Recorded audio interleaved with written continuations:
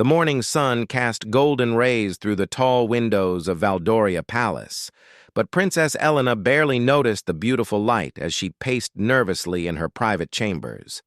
Tonight would mark the most important state banquet in the kingdom's recent history, welcoming the delegation from the powerful neighboring kingdom of Astormore. The alliance between their kingdoms hung in the balance, and everyone expected everything to proceed according to the carefully planned protocol. Elena's lady-in-waiting, Lady Margaret, watched with growing concern as the princess continued her restless walking. "Your Highness, you must try to remain calm. The royal seamstresses have prepared your gown. The kitchen staff has planned every course of the feast, and the palace guards have secured every entrance. Nothing can go wrong tonight." But Elena knew something that Lady Margaret didn't know. Something that would change everything about tonight's carefully orchestrated event. 3 weeks ago, while reviewing the guest lists and seating arrangements in the royal library, she had discovered an old leather-bound book hidden behind the historical records. The book contained detailed accounts of her great-grandmother's diplomatic missions, including a secret friendship with the current king of Astormore's grandfather. The pages revealed that decades ago, Princess Isabella of Valdoria had secretly saved the life of Prince Frederick of Astormore during a hunting accident in the neutral forests between their kingdoms. Instead of claiming credit or demanding political favors, Princess Isabella had sworn Prince Frederick to secrecy, asking only that their kingdoms remember the bonds of friendship that could exist between their people. Elena had spent countless hours reading through her great-grandmother's private journals, discovering that Princess Isabella had continued corresponding with Prince Frederick throughout their lives, even as political tensions rose between their kingdoms. The letters spoke of shared dreams for peace, cultural exchanges, and the hope that future generations would find ways to bridge the gaps created by past conflicts. What made Elena's discovery even more remarkable was finding a small wooden box hidden in the secret compartment of her great-grandmother's writing desk. Inside the box lay a beautiful silver pendant, crafted in the shape of both kingdoms' royal seals intertwined, along with a letter from Prince Frederick expressing his dying wish that the pendant someday be returned to Astormore as a symbol of the friendship that had meant so much to him. Elena had immediately realized the significance of this discovery. King Alexander of Astormore, Frederick's grandson, had accepted the invitation to tonight's state banquet with obvious reluctance. The political advisors from both kingdoms viewed this meeting as a necessary but tense negotiation, with little hope for genuine warmth between the royal families. She had spent the past 3 weeks verifying the authenticity of the documents with the royal historian, sworn to secrecy about her project. Dr. Harrison, the elderly scholar who had served the royal family for 40 years, had confirmed that every detail matched the historical records, including dates, locations, and even the specific craftsmanship techniques used in creating the pendant. Elena's heart raced as she thought about her plan.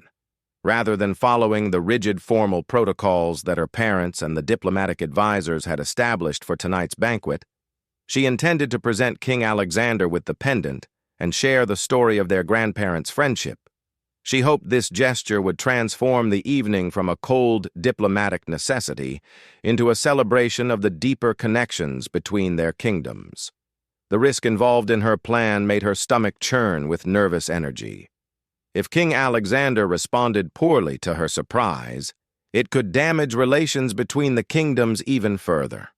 Her parents, King William and Queen Catherine, had stressed repeatedly that tonight's success depended on following established diplomatic customs exactly as planned. Lady Margaret approached hesitantly, carrying Elena's formal correspondence. "Your Highness, your mother requests your presence in the throne room. The final preparations for tonight's protocol review are beginning, and she wishes to ensure everything proceeds smoothly." Elena took a deep breath, touching the small velvet pouch hidden in her dress pocket where she had carefully placed the silver pendant. Please tell my mother I will join them shortly. I have one final matter to attend to first." After Lady Margaret departed, Elena walked to her grandmother's portrait hanging above the fireplace. Queen Victoria had passed away when Elena was only 12. But she had often spoken about Princess Isabella with great admiration, describing her as a woman who understood that true leadership sometimes required taking risks for the greater good. "Grandmother, great-grandmother Isabella, I hope I'm making the right choice," Elena whispered to the painted faces of her ancestors.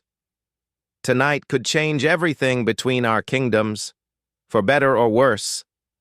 She carefully checked the pendant one more time, admiring the intricate craftsmanship that had perfectly captured the essence of both royal seals. The silverwork showed signs of age, but remained beautiful, with small engravings along the edges that spelled out "Friendship Beyond Borders" in the ancient language once common to both kingdoms. Elena's mind wandered to the possible reactions from tonight's guests. The Astormore delegation included not only King Alexander, but also his trusted advisors, his younger brother Prince Marcus, and several high-ranking nobles who had expressed skepticism about improving relations with Valdoria. Her own kingdom's representatives included her parents, her uncle Prince Edmund, and various ministers who had spent months preparing for what they viewed as a crucial but challenging diplomatic encounter. The sound of approaching footsteps in the corridor reminded Elena that she could no longer delay joining the final preparations. She tucked the pendant securely in her pocket, straightened her shoulders, and prepared to face whatever consequences her decision might bring. Tonight would either mark the beginning of a new era of friendship between their kingdoms or create diplomatic complications that could last for years. As she walked toward the throne room, Elena reflected on the weight of the secret she had been carrying. In just a few hours, she would either be celebrated as a bridge builder between nations or criticized for disrupting carefully laid diplomatic plans. The wonderful surprise she had prepared could change everything. But first, she had to survive the formal protocol review without revealing her intentions. The grand ballroom of Valdoria Palace had been transformed into a masterpiece of diplomatic elegance. Crystal chandeliers cast warm light over tables adorned with white roses and golden candlesticks, while the royal orchestra played soft melodies that filled the vast space with gentle harmonies. Servants moved silently between the tables, ensuring every detail met the exacting standards expected for such an important occasion. King Alexander of Astormore stood near the main entrance, greeting the assembled guests with the practiced politeness of experienced royalty. His tall frame and distinguished gray beard gave him an imposing presence, but Elena noticed the tension in his shoulders and the careful way he measured each word during conversations with her parents and the other Valdorian nobles. Queen Catherine had outdone herself in planning the evening's festivities. The menu featured dishes that honored both kingdoms' culinary traditions, the decorations incorporated symbols from both royal houses, and the entertainment had been carefully selected to avoid any potentially sensitive cultural references. Every aspect of the banquet had been designed to demonstrate respect while maintaining appropriate diplomatic distance. Elena wore a stunning emerald gown that had belonged to her great-grandmother, Princess Isabella, altered to fit her perfectly. The choice had been deliberate, though she had not revealed her reasons to the royal dressmaker. The fabric seemed to shimmer with history, and Elena felt as though she carried the strength and wisdom of her ancestor with her as she moved through the crowd of distinguished guests. Prince Marcus of Astormore, King Alexander's younger brother, engaged Elena in conversation while they waited for the formal dinner service to begin. His friendly demeanor contrasted sharply with his brother's reserved formality, and Elena found herself wondering how different the evening might unfold if Prince Marcus held the crown instead. "Princess Elena, your kingdom has prepared a magnificent welcome for our delegation," Prince Marcus said, gesturing toward the elaborate decorations. I understand you personally supervised many of the arrangements? Elena smiled, feeling the weight of the pendant in her hidden pocket. I wanted tonight to be special, Your Highness. Sometimes the most meaningful moments come from understanding our shared history rather than focusing on our differences. Something in her tone caught Prince Marcus's attention, and he studied her face with curious eyes. You speak as though you know something specific about our kingdom's history. The diplomatic briefings mentioned trade relationships and border agreements, but nothing particularly personal or meaningful. Before Elena could respond, the royal herald announced that dinner service would commence. Guests moved to their assigned seats according to the carefully planned arrangement that balanced diplomatic protocol with social hierarchy. Elena found herself seated between King Alexander and her father, King William, a positioning that would normally have made her nervous, but tonight felt like an opportunity. The first course arrived with great ceremony, featuring delicate seafood preparations that showcased the culinary skills of both kingdoms' finest chefs. Conversation flowed politely around topics of art, literature, and cultural achievements, carefully avoiding any references to past political disagreements or current areas of tension. King Alexander proved to be more engaging in private conversation than Elena had expected. He spoke knowledgeably about philosophy and history, showing particular interest in stories about previous generations of leadership in both kingdoms.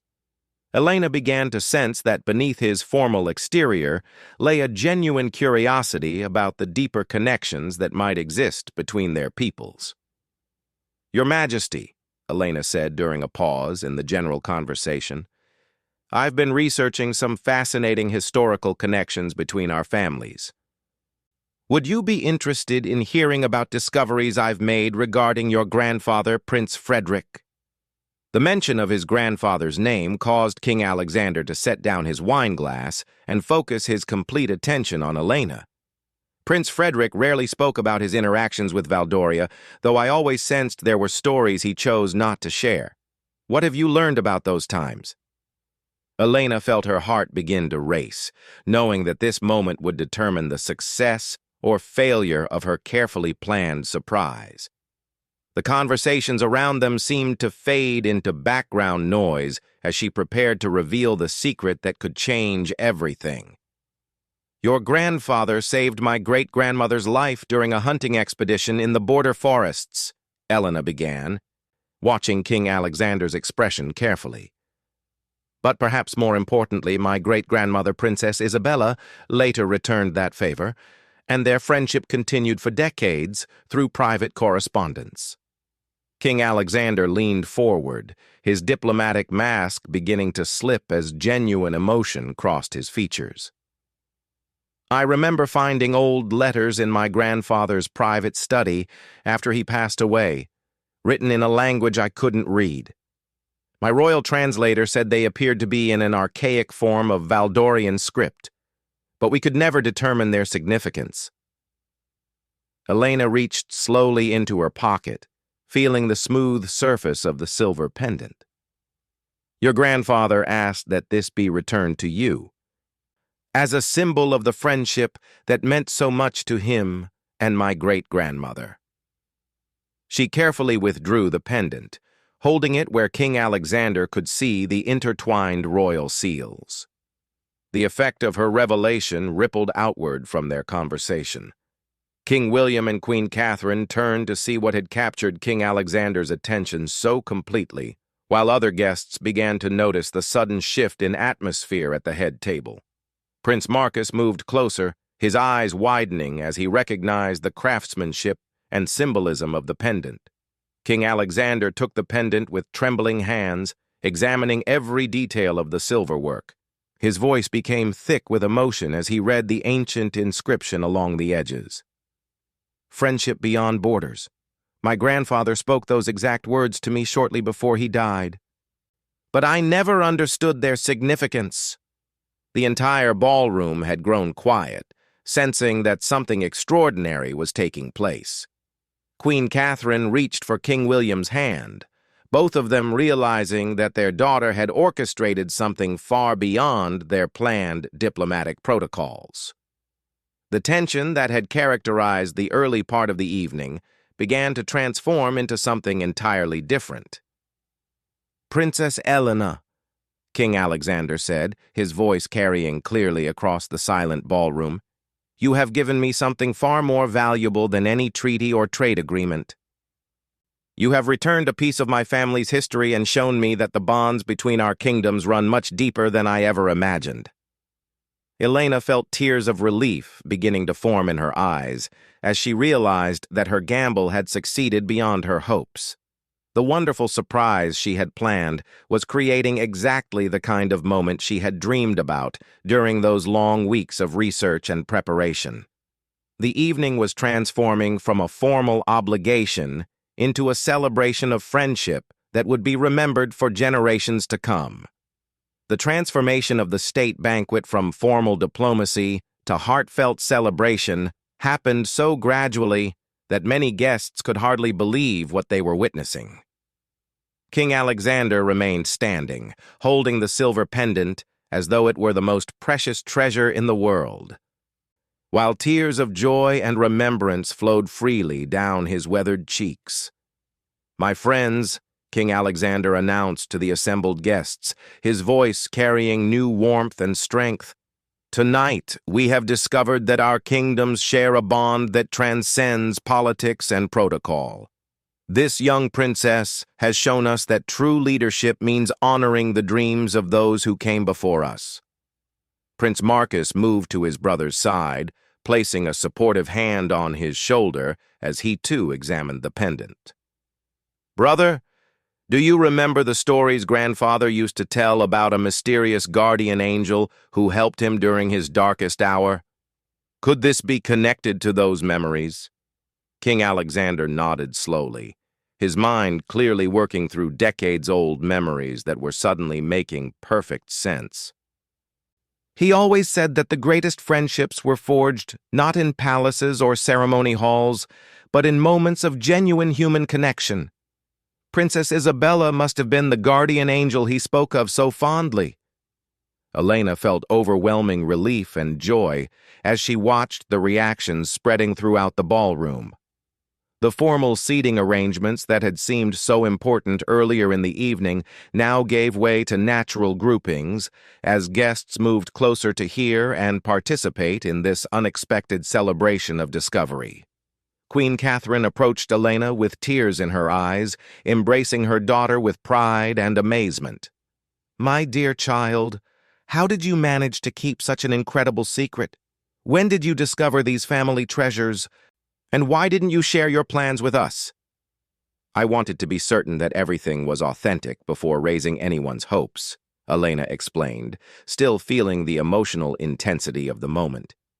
"Dr. Harrison helped me verify every detail, and I felt that great-grandmother Isabella would have wanted me to take this risk for the possibility of bringing our families together." King William joined the growing circle around Elena and King Alexander, his expression mixing paternal pride with political amazement. "Princess Elena, you have accomplished something that months of formal negotiations could never have achieved. You have reminded us all that diplomacy at its best comes from the heart, not just from strategy." The evening continued with a completely different energy than anyone had planned. Instead of the carefully scripted entertainment that had been prepared, guests found themselves sharing stories about their own family histories and discoveries. King Alexander asked to hear every detail about Princess Isabella's journals, while Elena was eager to learn more about Prince Frederick's later years and his impact on Astormore's policies. Dr. Harrison, the royal historian, was summoned from his usual evening studies to join the festivities and provide additional context about the historical period when the friendship between Princess Isabella and Prince Frederick had flourished. His scholarly excitement about the discovery added another layer of validation to Elena's revelations. "Your Highness," Dr. Harrison explained to King Alexander, The correspondence between Princess Isabella and Prince Frederick represents one of the most remarkable examples of personal diplomacy from that era.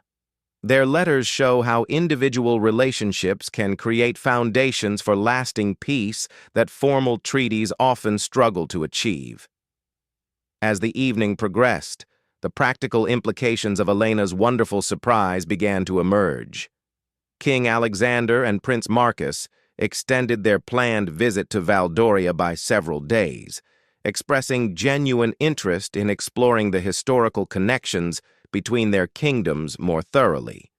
Plans were made for joint research projects between royal historians, cultural exchange programs for young nobles, and even discussions about reviving some of the traditional festivals that both kingdoms had celebrated in earlier, friendlier times. Lady Margaret, who had initially worried about Elena's nervousness earlier in the day, now moved through the ballroom with obvious pride as other guests praised Princess Elena's wisdom and courage. The lady-in-waiting had served the royal family for many years, but she had never witnessed such a dramatic and positive transformation of what had begun as a tense, diplomatic obligation.